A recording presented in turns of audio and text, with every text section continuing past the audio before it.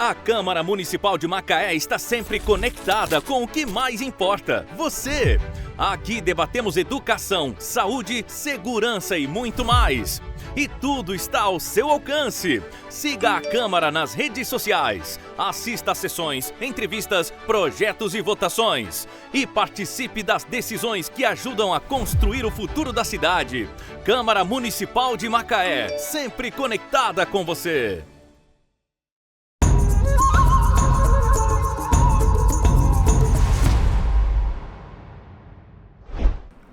Olá, muito bom estar com você mais uma vez no nosso podcast Culturando, momento que a gente tem aqui no canal TV Câmara para falar de cultura, falar de fazedores de cultura, de atividades culturais que acontecem na cidade nos mais diversos ramos, na música, na literatura, nas artes plásticas, nas artes cênicas. O que não falta é a expressão cultural na cidade.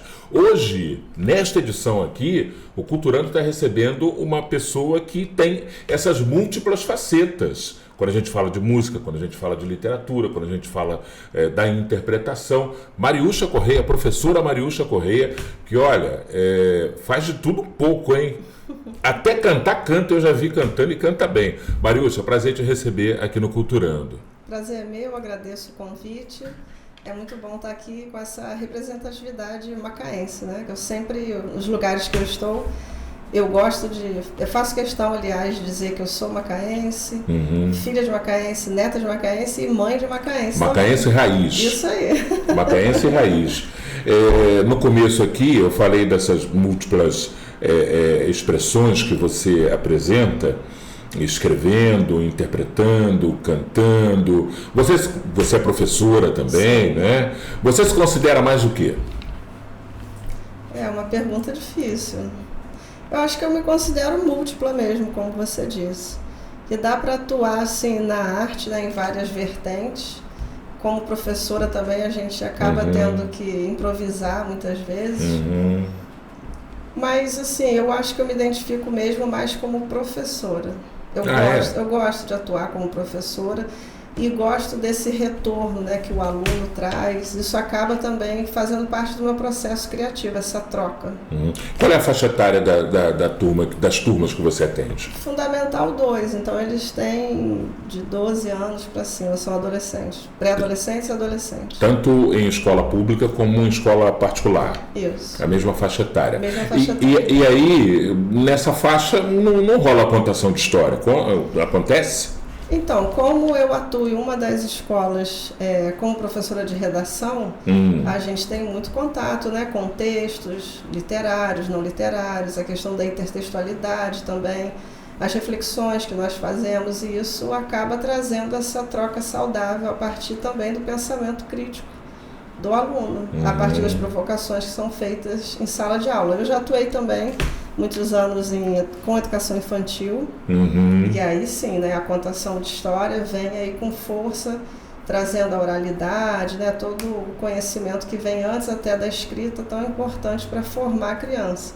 Mas sempre sou surpreendida com o retorno mesmo do aluno, a participação de culturas diferentes também. Aqui em Macaé, né, a gente tem muito contato com famílias de outros lugares, então essa troca é sempre muito rica para mim e faz parte também do meu processo de criação. Você atua em quais unidades escolares? Aqui pela prefeitura, no Colégio Municipal Botafogo, e no particular no Colégio Castelo. Sim, Colégio Botafogo, Colégio Castelo, que é ali do grupo das Salesianas. Isso. Você começou, antes da gente falar até do teu início na literatura, eu recentemente, acompanhando o noticiário, eu vi uma notícia assim, que me deixou muito contente.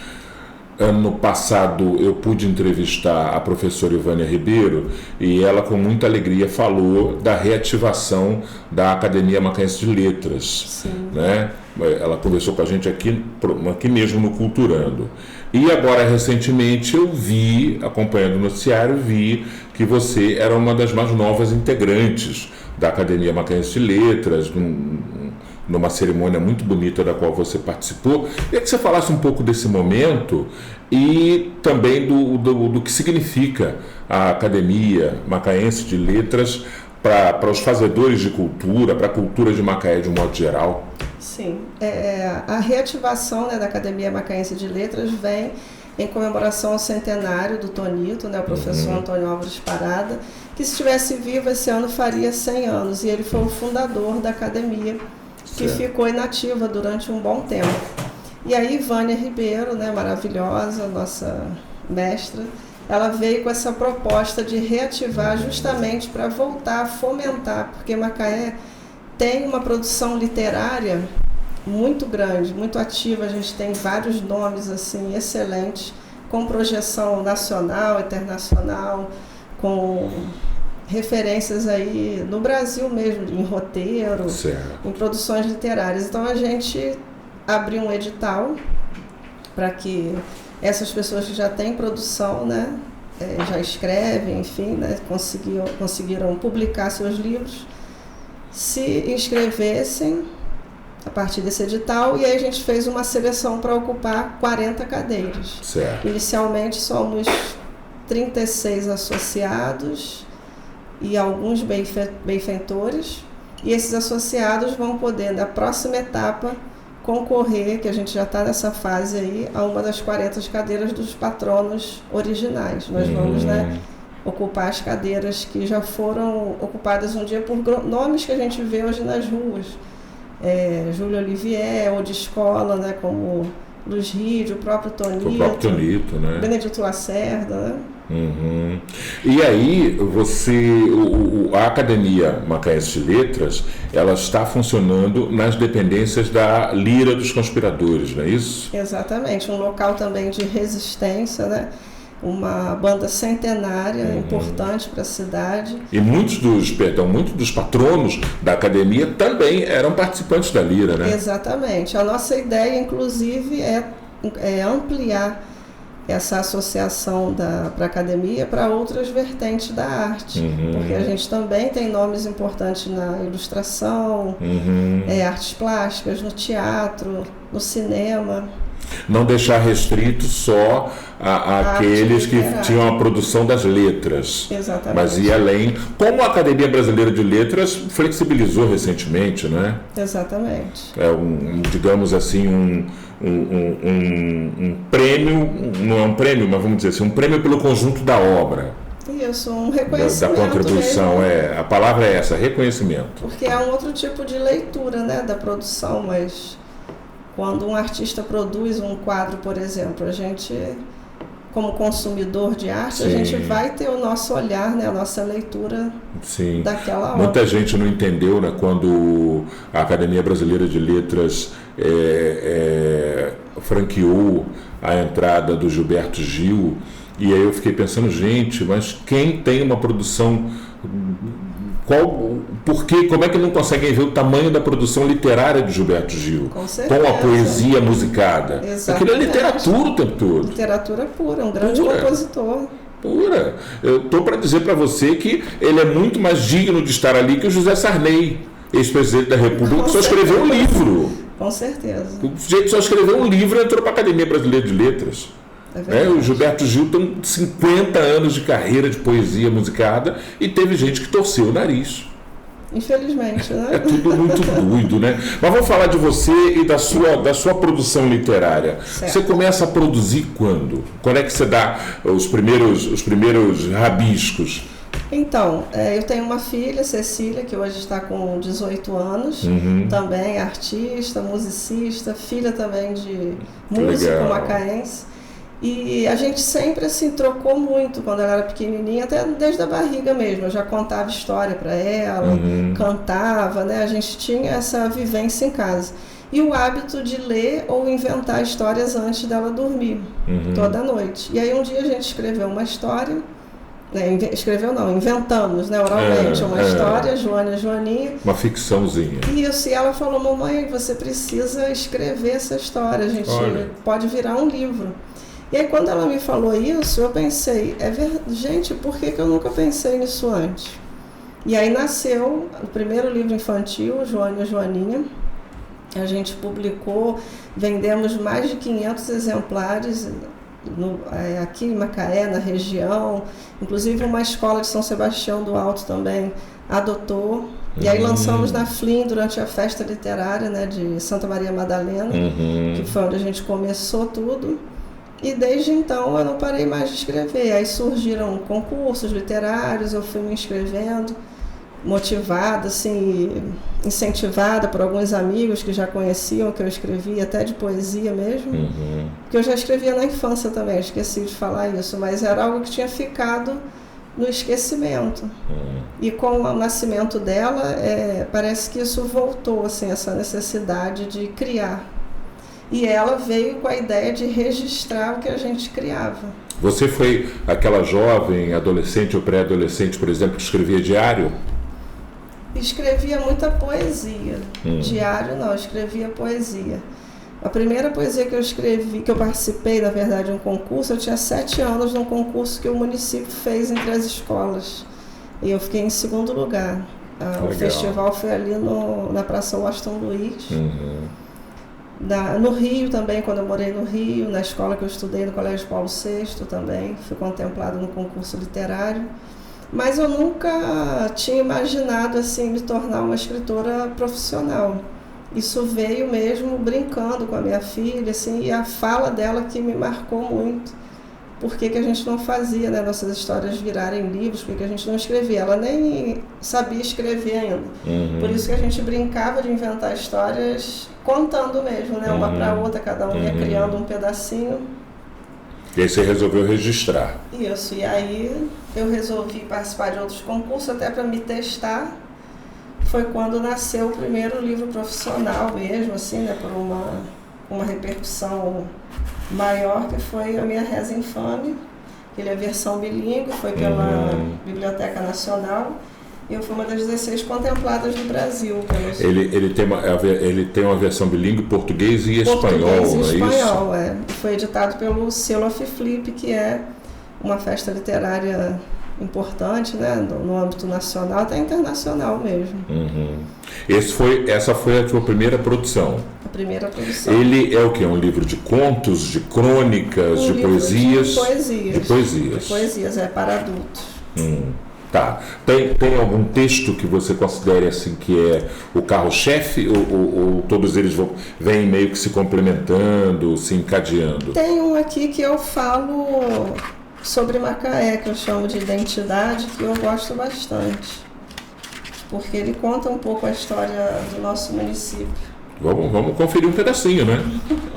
Sou macaense, nasci em Macaé.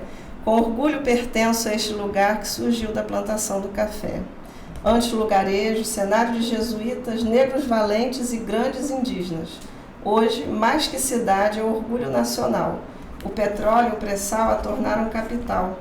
Sua beleza natural e singular permaneceu anos no anonimato, fruto da ganância e do mundo eleitoral. O Parque de Jurubatiba, a Serra e suas cachoeiras, a Lagoa de Emboaci, Capororoca e suas majestosas praias a fazem merecer o título de Princesinha do Atlântico. É o cenário perfeito para a preservação ambiental. Macaé, minha terra querida, é geograficamente privilegiada. A história nos remete a tempos de glória. Viscondes, baronesas, princesas e até o imperador deixaram seus legados em nossa memória. Belos palácios, casarões, igrejas, o solar e até um castelo que resiste de pé desde o século XIX. Tudo isso nos pertence e nos contam belíssimas histórias. Sou fruto dessa Macaé, ora colonial, ora imperial, ora petróleo nacional, ora etanol. E com o futuro lançado no pré-sal, sou macaense. Sou sonhadora, pertenço ao rio, ao mar. Com alegria declaro, Macaé, minha cidade linda, sempre vou te amar. Legal, muito bom. É uma declaração de amor à cidade, exatamente, né? Eu tenho orgulho de ser macaense, como eu falei no início. E esse livro, né, ele teve aí ele pertence ao cenário nacional e acaba projetando um pouco dessa minha identidade. Até pelo selo por onde ele saiu e onde ele foi colocado, ele acaba levando Macaé na literatura, né?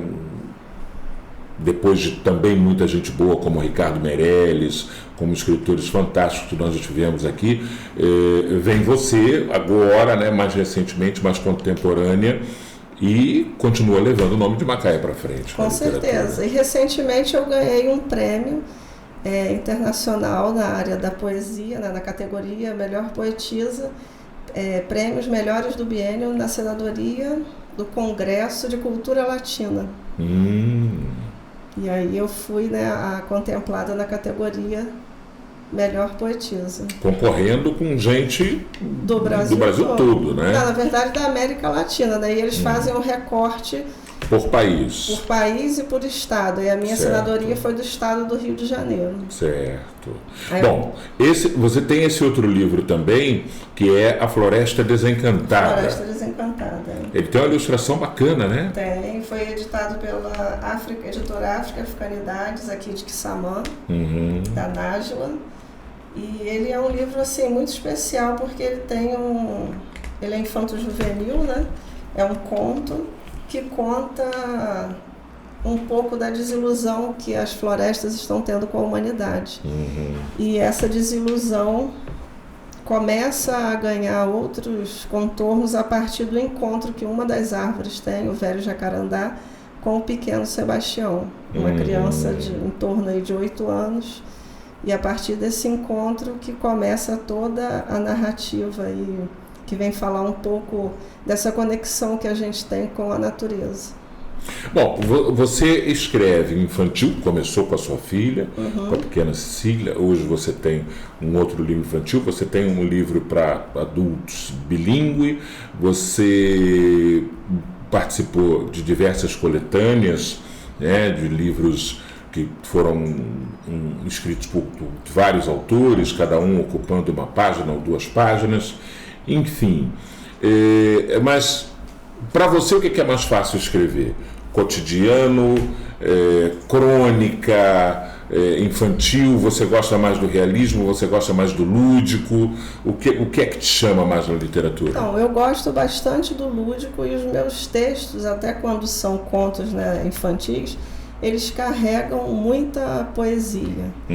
Geralmente Tua veia é poética. A minha veia é poética, exatamente. Certo. Esse livro, inclusive, o mais recente, né, A Floresta Desencantada, traz bastante disso, de ludicidade e dessa carga poética mesmo, eu diria, a partir desse encontro aí de 2 espécies da natureza, né? Porque quando a gente se coloca num lugar como se a natureza tivesse à parte, é difícil da gente aprender a respeitar.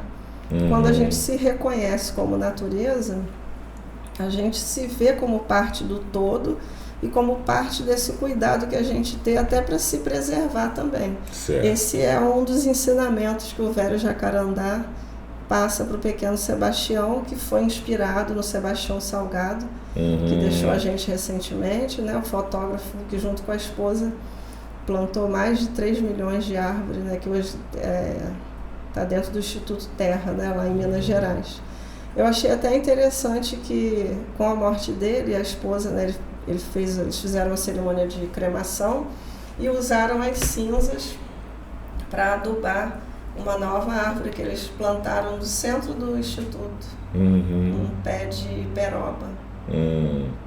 Você, trabalhando com crianças, em escola pública, escola privada, enfim, com uma temática como essa que você traz na Floresta Desencantada, que é da preservação, da relação saudável que o ser humano precisa ter com esses recursos naturais, notadamente com a floresta, com a flora brasileira. E quando você coloca isso num livro, trata disso com as crianças, você percebe que a literatura acaba sendo uma ferramenta, uma via de comunicação mais eficiente para fazê-los entender a importância disso? Sim, na verdade, eu sinto que as crianças se conectam, né, com a história e se reconhecem, e aí por isso passa a fazer mais sentido para elas. O cuidado, o respeito, né, com toda forma de vida, não só com outros semelhantes, né, outros seres vivos, outros humanos, né, mas com animais, plantas, o próprio rio, que são sagrados, né, do meu ponto de vista também. Saindo da Mariúcha escritora, literata, para, por exemplo, a Mariúcha cantora. Eu assisti, há algum tempo atrás, um espetáculo muito bacana, assim, uma produção belíssima no Teatro Municipal de Macaé. Faz o quê? Uns 5 anos? Talvez, Mariúcha? Quase 10 já. Já faz quase 10? Foi em 2016. Caramba, olha como é que eu tô, gente. Para mim fazia 5 anos. Eu costumo dizer que, principalmente a pandemia, recentemente, do coronavírus, criou na gente um hiato um hiato temporal muito louco, né? Sim. Você está me falando que faz quase 10 anos e para mim faziam 5. Sim. A gente Parece que o tempo parou, né? E depois parou, abriu um portal e a gente ficou muito longe de certos acontecimentos. É muito louco isso. Mas, voltando aqui para a linha, a Mariúcha participou de um espetáculo fantástico que foi o Não Deixe o Samba Morrer. E que eu me surpreendi, porque eu não sabia que ela ia participar. Algumas pessoas eu já conhecia, querido amigo Helder Santana, Dornier, Joilme, que já conversou com a gente aqui, Zoraia Braz, né, queridíssima, Yaisa, o marido da Yaisa, o Hélio, enfim, toda uma turma assim de primeirona. Verdade. E a Mariúcha, que eu já conhecia dos tempos em que eu trabalhei na Faculdade Salesiana e a gente se conheceu lá, eu não sabia que a Mariúcha cantava. E eu fiquei surpreso. Você fez a Beth Carvalho, não foi? Beth Carvalho. Como é que foi aquela experiência? Madrinha do samba, para mim foi uma honra. Foi o seguinte, só para explicar para quem não assistiu. Cada uma das pessoas que eu falei interpretou um cantor brasileiro da cena do samba, ou um personagem, por exemplo, ou um interpretou o malandro, aquele malandro da Vila Isabel do Noel. Tivemos o jongo também, a roda de jongo. Tivemos o jongo depois, né? A Joilme interpretou a Dona Ivone Lara. Isso. Não foi? Agora eu não vou lembrar de todo mundo agora. Eu acho que o Helder Santana interpretou foi o Cartola. Foi lindo. Né? Teve um que interpretou o Senhor, enfim. E você fez a Beth Carvalho. Beth Carvalho, responsabilidade. Como é que foi isso? Porque Beth Carvalho é pesado, hein? Sim, foi uma experiência incrível. Eu sou formada pela Vila Lobos, né, lá no Rio, em canto, e aqui em Macaé pela Escola de Arte no Teatro, né, na Imarte. A Maria José Guedes. Isso, sim. Que também é uma das acadêmicas. Eu estou vendo se consigo ocupar a cadeira dela. Olha aí. A única mulher da academia. Olha só. E eu tive uma relação assim com a família também, né, da Maria José Guedes, então ela tem muito significado para mim se eu ocupar essa cadeira. Mas voltando a Beth Carvalho, assim, eu cresci ouvindo, meus avós, né, gostavam de samba, de dança de salão, samba de gafieira, eu venho dessa vivência também. E para mim foi uma honra quando Zoraia e Yaisa, né, Yaisa foi a produtora, fizeram o convite. Eu, a princípio, achei assim, uma responsabilidade muito grande, mas como elas estavam bem confiantes, eu aceitei o desafio e, para mim, assim, foi muito gratificante. Na verdade, eu estava também fazendo um outro espetáculo pela Imarte, que era Saltimbancos, e eu fazia a gata, né? E a voz ficava em outra região. Sim. Então, foram 2 trabalhos, assim, que eu tinha que praticamente desconectar de uma para poder entrar na outra. Inspirado naqueles saltimbancos do Chico Buarque. Isso mesmo. Né? Do Augusto Boal, né? Que fizeram lá nos anos 70. Exatamente. Legal. Mas foi um desafio e a gente encarou, assim, formamos uma grande família. Ricardo Badaró também tá. Isso, Ricardinho Badaró, com certeza, querido Badaró. Um time muito bom. Você não acha, eu fiquei com essa impressão depois, você não acha que a caracterização cênica, questão do cabelo, da roupa, do gestual que você acaba emulando, ele também não acaba ajudando você a incorporar, porque é um processo de incorporação de uma outra pessoa, né? Que não vai além de cantar. Sim, né? sim. Vai além de cantar, você se transmuta para aquela pessoa. A gente recebeu alguns relatos, inclusive da participação, né, da Beth, e eu vi algumas fotos depois também, que eu fiquei realmente assim, gente... Não sou eu. Exatamente. Né? Exatamente isso. A sensação é de que a gente traz essa entidade, né, para o palco. É exatamente isso. A responsabilidade é essa. Foi muito bacana. Foi um espetáculo assim que eu acho que merece bis, merece repeteco. Eu falo isso para Zoraia. Acho que merecia ter circulado além do Teatro Municipal. Com certeza. Teatro do SESI, outros espaços, Teatro do Cid Petro.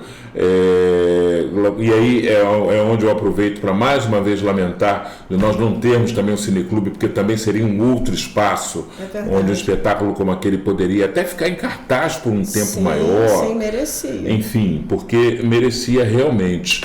Projetos, o que você está fazendo, o que você está planejando em termos de projetos de trabalho, seja na literatura, na música, nas artes cênicas? A Mariúcha é formada em teatro também. Sim. Né? E sua filha foi pelo mesmo caminho, né? Sim, inclusive ela está agora lá estudando, ensaiando, a turma dela se forma esse ano. Legal. Pela Escola de Arte também, né? Maria José Guedes. E pretende fazer arte cênica no Rio. Legal, muito bom. Ano que vem. Muito bom. Ela está lá. Legal. E o que você está de projeto aí? No forno, vamos dizer. Agora, esse livro é o mais recente. Eu pretendo lançar e... Ele saiu do forno agora, está novinho, né? Ela está novinho. E aí, como você falou, dá para trabalhar essa questão de conscientização ambiental tão importante, né, para os dias atuais. E eu pretendo levar esse livro para o Brasil, para as crianças, falar um pouco da nossa Mata Atlântica aqui da região sudeste, conscientizar quanto ao nosso lixo, ao cuidado com toda a forma de vida.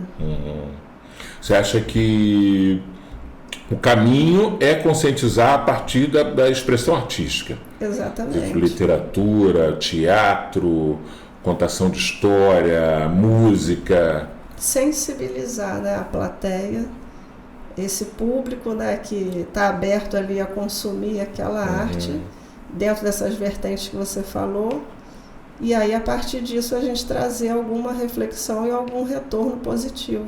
Eu esqueci de falar algo importante, esse livro foi prefaciado pelo autor premiado Júlio Emílio Braz, que o município já trouxe ele aqui também várias vezes, e pós-faciado por Sandra White, né, que é a nossa querida cigarra, do grupo que eu também faço parte, de Cigarras de Macaé, somos poetas, Ivânia também, Aurora, Inês, fundado pela dona Laurita de Souza Santos Moreira, e a Sandra, né, é uma defensora uma da batalhadora natureza, da questão do ambiente, da natureza, do ecossistema. Do Rio Macaé, né, ela também escreve muito sobre isso. E o Júlio, assim, eu sempre fui fã dos livros dele, para mim é um orgulho. Ele está fazendo parte aqui dessa caminhada. Esse livro tem uma conexão afetiva, porque a inspiração foi o quintal dos meus avós, onde eu cresci, ali no Miramar. E nasceu uma árvore, enquanto minha mãe estava doente, minha mãe já deixou a gente, nasceu uma árvore sozinha lá no quintal. E hoje ela tem cerca de 3 anos e tem mais de 5 metros de altura, nasceu no meio mesmo do quintal. E para mim é como se fosse uma proteção mesmo. Foi uma árvore de geração espontânea. Exatamente. Ninguém foi lá plantar. Isso. E ela está lá crescendo. E essa história assim, veio a partir dessa conexão, desse cuidado com esse quintal, que eu brinco dizendo que na verdade é o quintal que está cuidando de mim. E aí outras plantas foram nascendo, né, a partir desse cuidado. E a ideia é criar essas raízes narrativas, como eu estou falando, você falou de projeto, né? A minha ideia é lançar esse projeto em breve, que é não só tratar dessa parte de produção literária, mas realmente da conexão, como a Conceição Evaristo fala, de uma escrevivência, do contato a partir da natureza, e a partir daí a gente trazer algumas memórias afetivas, porque o quintal também é uma coisa que está se perdendo, né, na atualidade. O cuidado com plantas, as pessoas têm cada vez menos tempo, e aí os bichos ficam presos em casa, né, as plantas às vezes morrem seca porque a pessoa não cuida. Ninguém anda mais descalço, solta pipa na rua, como era antigamente. ninguém tem muitas árvores frutíferas, né? Isso aí, seja pelo trabalho que dá, seja porque querem trocar.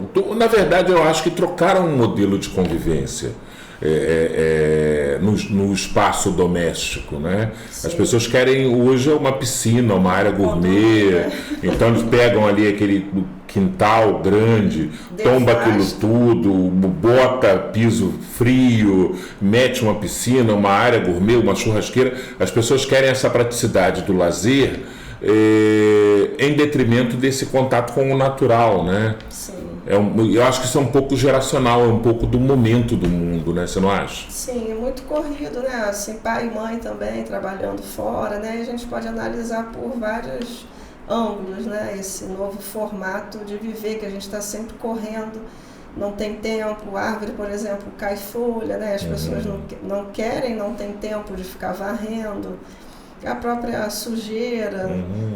Pende pro lado do vizinho, e aí tem reclamação. Atrai gambá, pássaro, morcego, e tudo isso vira um problema quando, na verdade, é um grande aprendizado de convivência, né? Porque a gente se faz parte do todo, todos são importantes.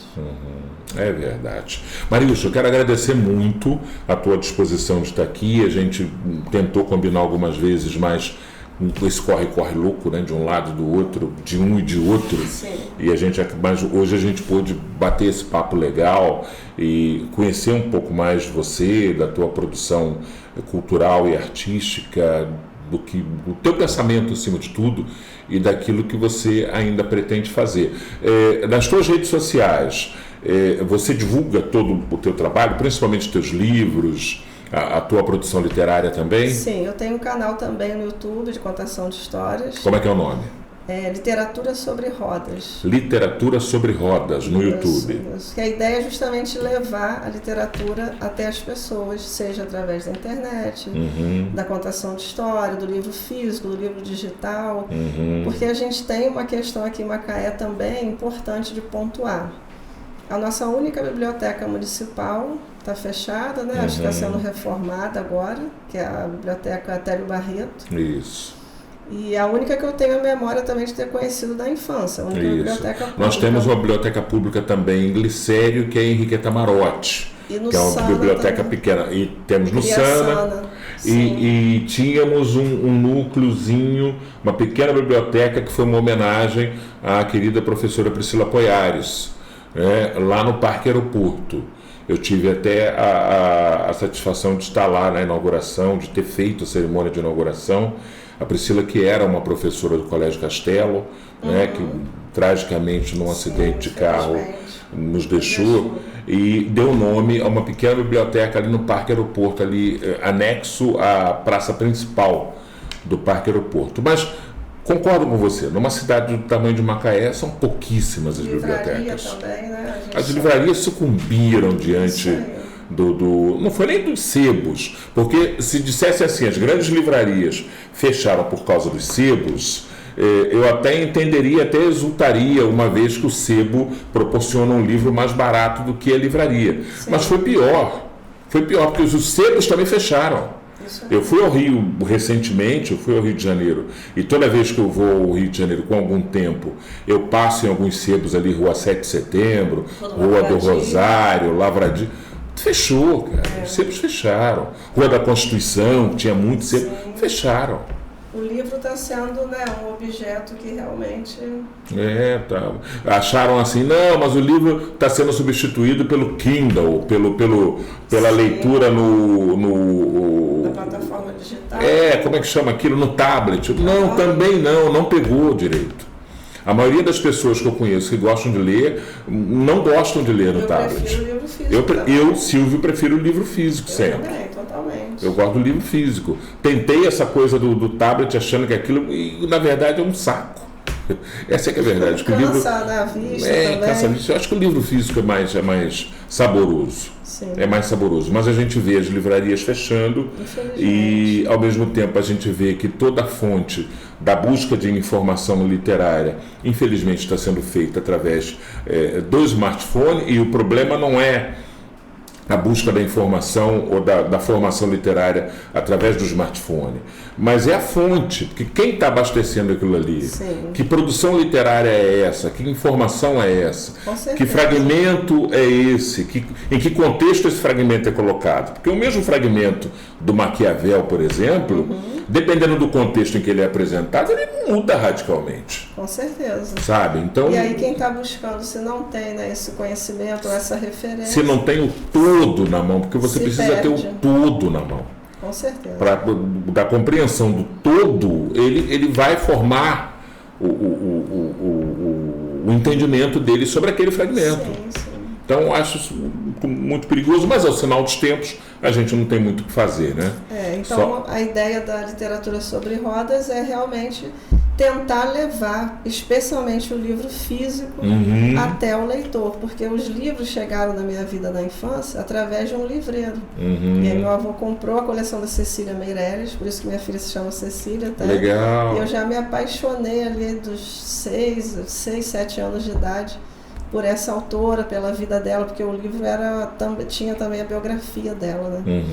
E aí eu me inspirei nela, e hoje a Cecília, por conta do pai que é músico, ela se chama Cecília, né, que é a padroeira dos músicos, e por minha causa, por conta da escritora Cecília Meirelles. Aí a gente se encontrou na sala Cecília Meirelles, lá no Rio, e a gente nesse dia já falou, olha, se a gente tiver uma filha um dia, tem que se chamar Cecília. Legal, que bom, que bom. Tua rede social é qual? Literatura sobre rodas também, e Mariúcha Correia. No Instagram? No Instagram, então, Facebook e Mariúcha Correia. Tá, então vamos lá. No YouTube, Literatura sobre Rodas. Isso. No Instagram tem Literatura sobre Rodas e Mariúcha Correia. E lá, então, nessas 3 fontes, Mariúcha Correia, obviamente, mais pessoal, mais dia a dia, um mix de coisas. Mas no Literatura sobre Rodas, tudo que você faz em relação à cultura, à Academia Macaense de Letras, sim, tua produção literária, a professora Mariúcha Correia, está tudo ali. Exatamente, é onde eu divulgo o meu trabalho. Maravilha. Mariúcha, quero te agradecer muito, desejar sucesso, agradecer a tua presença aqui e te parabenizar pela produção literária e por carregar essa bandeira que a gente sabe que não é fácil, né? Num país onde se lê tão pouco, empunhar a bandeira da literatura é quase um sacrifício solitário, né? Parece às vezes. Sim, sim. Trabalho de formiguinha. Mas precisa ser feito, né? Com certeza. Precisa ser feito. Te agradeço muito. Eu agradeço também o carinho, a oportunidade, o convite. E sempre que quiser conversar, com certeza, eu acho que a gente vai ter muito para conversar aí, na medida em que as produções forem acontecendo, que a Academia de Letras, Macaense de Letras, também for avolumando a sua produção, a sua participação e a sua atividade na cidade, a gente vai voltar a falar com certeza, tá bom? Com certeza, é um prazer. Eu que agradeço muito. Gente, Culturando é isso aí, ó, é a gente falar de cultura da cidade, feita na cidade, produzida na cidade, não só para os consumidores da cidade, mas de todo o Brasil, mas que é feita, pensada com o coração a partir de Macaé, para demonstrar que Macaé tem muita coisa boa e muita gente produzindo conteúdo cultural, literário, artístico, musical de qualidade. A gente sempre que pode traz preferencialmente essa produção genuinamente macaense aqui para você. Eu peço a você mais uma vez, se você não é assinante ainda do canal TV Câmara, assine o canal, ativa lá o sininho das notificações, porque aí você vai receber a informação de que tem vídeo novo no canal, tá bom? Esse podcast aqui que você acabou de assistir, compartilha com os amigos, com a professora, com o grupo da família, com o pessoal do clube, da ginástica, com todo mundo. Compartilha com todo mundo, que é para o pessoal saber que tem produção literária, cultural boa acontecendo aqui em Macaé. Temos um encontro marcado na nossa próxima edição. Um forte abraço e até lá!